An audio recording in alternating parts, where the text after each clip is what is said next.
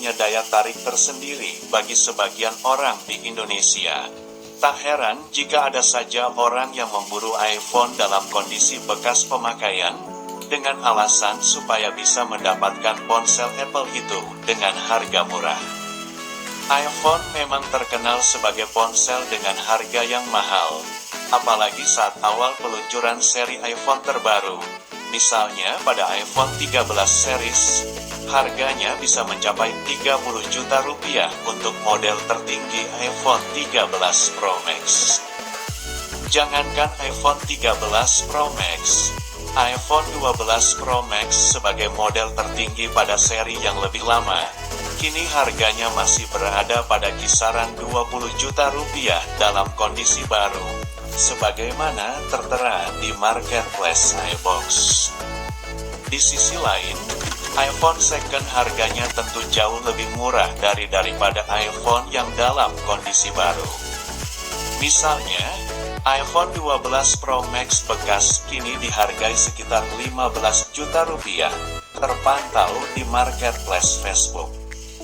Oleh sebab itu, salah satu jalan keluar agar bisa mendapat iPhone dengan harga yang lebih murah adalah dengan membelinya dalam kondisi bekas. iPhone bekas memang punya harga yang lebih murah, namun bukan berarti tidak ada persoalan yang membuntutinya. iPhone second pada dasarnya adalah ponsel yang telah dipakai oleh pengguna sebelumnya. Jadi, kemungkinan adanya gangguan, kerusakan, atau penurunan performa bisa sangat mungkin terjadi pada iPhone bekas. Dengan demikian, sebelum memutuskan untuk membeli iPhone second, penting untuk memeriksa kondisinya dulu agar tidak rugi di kemudian hari. Meski murah, tapi kalau iPhone bekas yang didapat justru bermasalah, bakal bisa buat tekor. Komponen dan biaya perbaikan iPhone tidaklah murah. Untuk menghindari persoalan itu, berikut tips membeli iPhone bekas agar tidak tertipu. 1. Pastikan iPhone nyala dengan benar. Anda bisa mencoba untuk mematikan iPhone bekas dan menyalakannya lagi dengan menekan tombol power. Pastikan iPhone itu bisa masuk ke layar home saat selesai booting. Jika saat booting, iPhone terhenti di logo Apple dan tidak kunjung masuk ke layar home, kemungkinan besar terdapat gangguan pada perangkat. 2. Pastikan Apple ID telah kosong. Pengoperasian iPhone membutuhkan Apple ID atau akun pengguna. Tiap iPhone hanya bisa dimasukkan satu Apple ID yang terdiri dari username dan password. Pastikan Apple ID di iPhone bekas telah kosong. Jika masih ada Apple ID yang terdaftar, maka Anda bakal kesusahan untuk mengoperasikan iPhone secara bebas. Anda jadi tidak bisa mengunduh aplikasi dan reset iPhone dengan bebas. Keberadaan Apple ID di iPhone bekas bisa diketahui dengan cara klik menu, pengaturan, lalu bakal muncul kolom yang berisi informasi Apple ID di bagian atas menu itu. Apabila Apple ID telah kosong, maka tidak bakal tertera nama akun pengguna. 3. Cek bodi iPhone. Anda bisa cek bodi iPhone di bagian bezel maupun punggung ponsel. Jika bodi terdapat lecet, retak, atau pecah, kemungkinan iPhone bekas itu telah terkena benturan beda keras.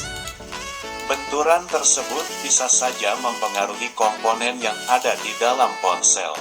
4. Periksa fungsi tombol iPhone. iPhone punya beberapa tombol yang tersemat di bodi, antara lain tombol volume, tombol silent, tombol home, untuk iPhone model Touch ID, serta tombol power.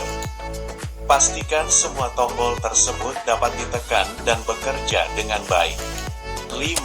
Pastikan semua sensor iPhone berjalan dengan baik.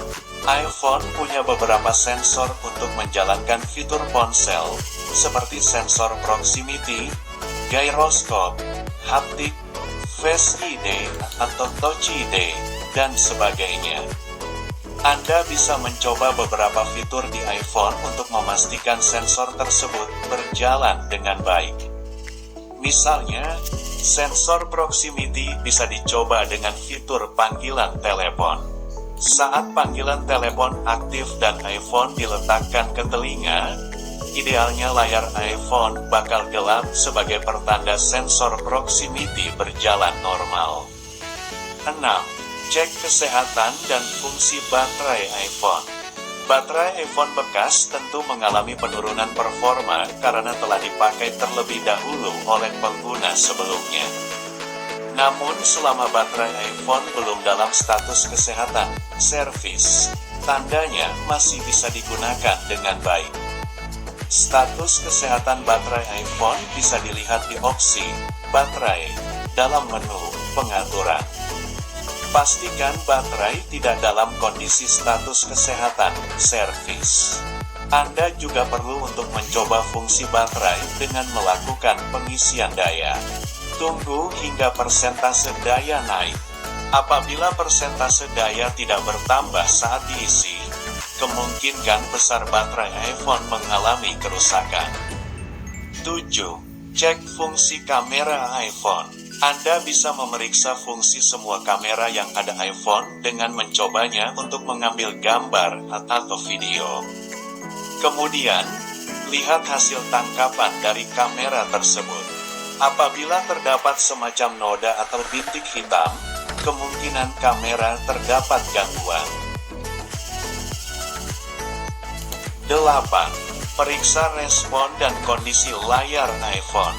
Layar merupakan komponen yang vital di iPhone. Jika terjadi gangguan, iPhone bakal susah untuk dioperasikan karena semua perintah pengguna dilakukan lewat layar. Anda bisa mencoba fungsi layar iPhone dengan mengusapnya di semua sisi. Apabila terdapat sisi yang tidak merespon, maka kemungkinan layar iPhone mengalami gangguan. Selain itu, periksa juga kondisi layarnya.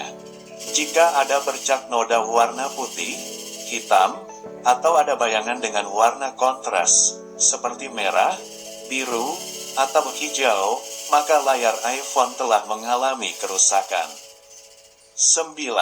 Periksa fungsi mikrofon dan speaker iPhone. Anda bisa memeriksa fungsi speaker iPhone dengan mencoba memutar audio dari musik atau video. Pastikan suara keluar dari lubang speaker iPhone. Untuk seri iPhone 7 dan selanjutnya, lubang speaker terletak di bagian atas layar dan di sisi kanan bagian bawah bodi iPhone. Pastikan suara keluar dari dua lubang tersebut dengan baik dan tidak pecah. Sedangkan untuk mikrofon, Anda bisa mencoba fungsinya dengan melakukan perekaman suara. Jika telah merekam tapi tidak muncul suara atau suaranya pecah, maka mikrofonnya bermasalah. 10. Pastikan konektivitas iPhone berjalan dengan baik. Sebelum memutuskan untuk membeli iPhone bekas, Anda juga perlu untuk memastikan semua fitur konektivitas iPhone berjalan dengan lancar, seperti pada Bluetooth, jaringan seluler, dan Wi-Fi. Selain dari sisi perangkat, Anda juga perlu memahami dulu bagaimana peredaran iPhone bekas di Indonesia. iPhone bekas yang beredar di Indonesia setidaknya terbagi jadi 3 jenis, yakni iPhone resmi, iPhone BM, dan iPhone HDC. iPhone resmi merupakan iPhone yang asli diproduksi oleh Apple dan didistribusikan ke Indonesia sesuai aturan yang berlaku.